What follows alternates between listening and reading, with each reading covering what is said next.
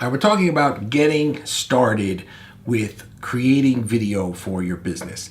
And the three main reasons that I've pointed out that people are using to, really as excuses for not getting started are, I feel lazy or unmotivated, which I really believe is more like inertia, and that's what this video is going to be about. And then the other two are equipment problems and not really knowing what to do for content. Content we're going to talk about more later in this mini course, and the equipment, once again, in case you missed it, you got one of these, you have all the equipment you need. Let's talk a little bit about laziness, right? Because laziness is so self-deprecating. It is so, it's not nice to say that to yourself, right? If somebody said to you, well, you're lazy, wouldn't you take offense at that? Wouldn't you be like, excuse me? Are you kidding me? Do you know what I do on a daily basis? I run a business. I do this. I have this stuff to do in my family or personal life. The amount of stuff that we have to do as entrepreneurs is ridiculous. The fact that anybody would have the audacity to call us lazy should just make you go, what?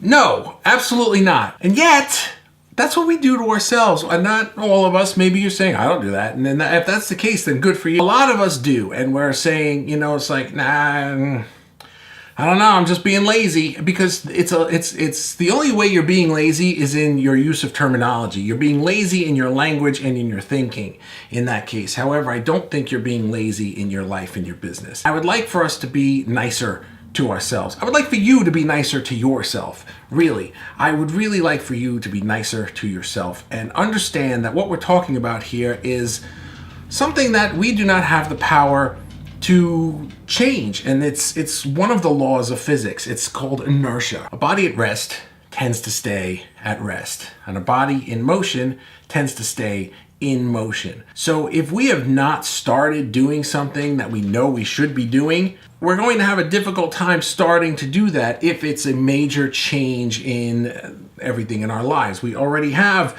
the times that we do stuff for work. We already have times that we do stuff for rest and family. We already have times and activities that we do for, personal and leisure. Those things are set in our daily lives. They're not really in flux usually. And now to suddenly say, oh, by the way, I have to start making this video series. That's not exactly something like, hey, can you pick up milk on the way home? Well, sorry, I couldn't get the milk. Inertia, I was already in motion and I couldn't get out of motion. That is not a good excuse. I don't recommend it. But if we're talking about something like starting a whole new habit, a whole new way of promoting your business, that's not easy to do. You really have to fit that in, and you really have to work up to it. I have three things that I'd like to really point out to you about this and drill into your head. And number one is to stop the negative self-talk.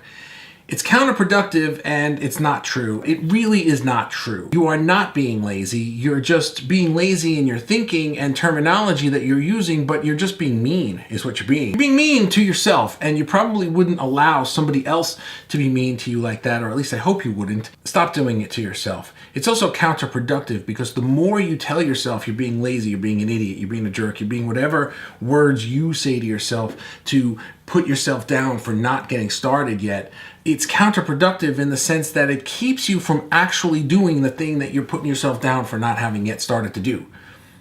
Yeah. If you're finding it very difficult and you're finding that you're being mean to yourself, or you're feeling lazy, then take a moment to actually be lazy. Take a moment to maybe meditate, reflect on what you need to do, and sort of find the inspiration. Like, if you want to make videos and all you're saying to yourself is, I really should be doing that, I really should be doing that, take some time to look within yourself and figure out, like, well, why should you be doing that? Why do you want to be doing that? What is the goal here? And let's pretend that you are already making those videos. What would your business look like if you were doing that? And try to reach onto that. Try to grab on to that feeling and to sort of just embody it in yourself. And allow that to be the feeling of the day for a little while. and then try to make a video. Even if all you do is turn on your phone and just talk, blah, blah, blah, blah, blah. Just talk, talk, talk. Doesn't matter. It doesn't have to be a video that you use. Even if that's all you did, well, then you did something and you got started. And then the next day or the next time that you tried to do something in this video realm, you would have already done something and you would have already had started, and it wouldn't be starting from zero. You may have to take baby steps, but stop the negative self-talk.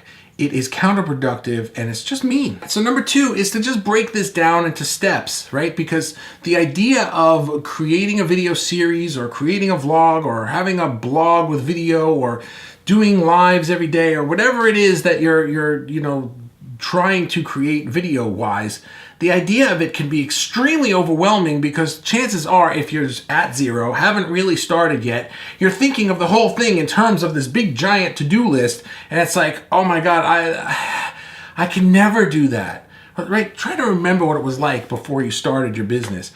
If you wanted to start a business, and probably the to-do list to get it started was astronomical, and it was probably so overwhelming that it's a miracle you've even gotten this far in business when you think about it. And it's the same thing with making videos. You're going to have all of these things to do. It's like, I need the stuff. I need lighting. I need quiet time. I need a quiet space and the time where it will remain quiet. For example, I'm recording this right now while my family's out because I need quiet time. I can't do it when my kids are running around in the house and the dog is barking. I need it too. I have the same issues. Maybe the steps are, you're thinking to yourself, oh, well, if I make a video, I can't finish the video. I have nowhere to put it. So maybe step 1 before you even try to make a video is to go on YouTube and set up a YouTube channel.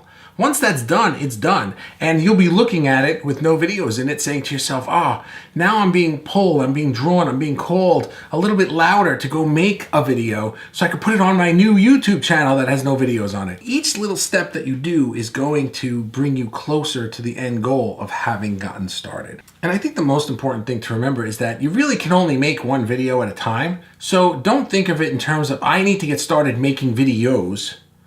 I would like to make a video. Let's pretend you're at zero. You've not done a thing, right? You haven't made a YouTube channel. You haven't made a video. And all you're thinking to yourself is, I gotta make videos. I gotta make videos. When you pluralize it like that, what happens is now you're talking about this entire library all at once. But guess what? Here I am making a video. I am making one video right now. One video at a time. That's all you can do. You can't make 2. You can't, even if you had 2 cameras going, you can't be talking at both of them saying 2 different things at the same time. It doesn't work.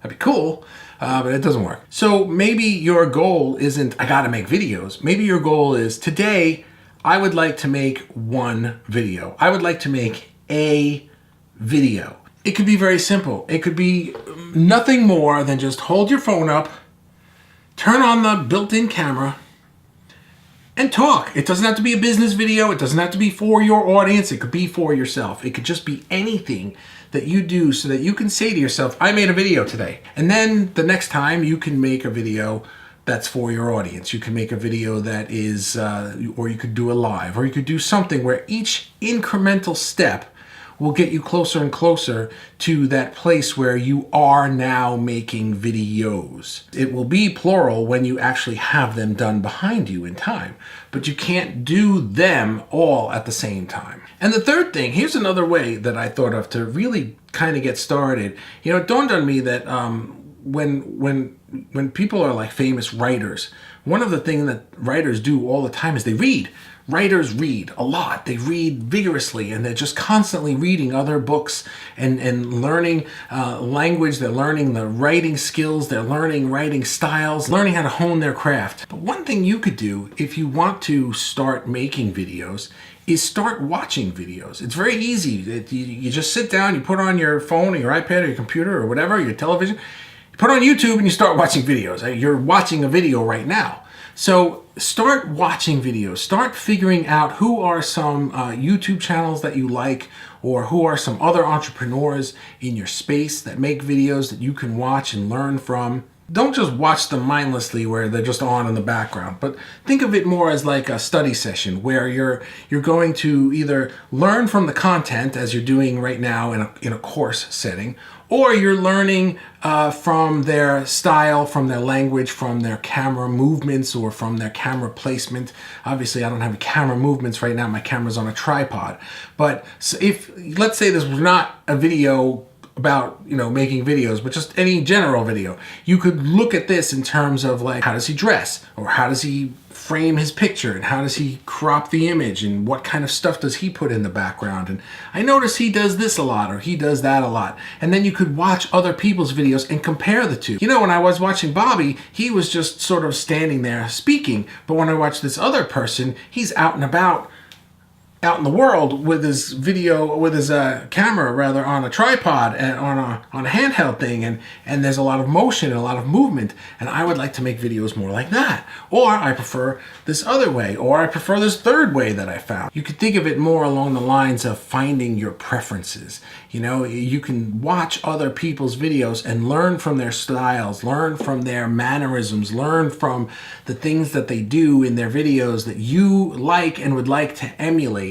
That will help with the inspiration part. You won't be berating yourself for being lazy. You'll now have this inspiration to be like, I would love to make something like that. I think I'm going to go try it today. So my hope for you is that you will go try it today.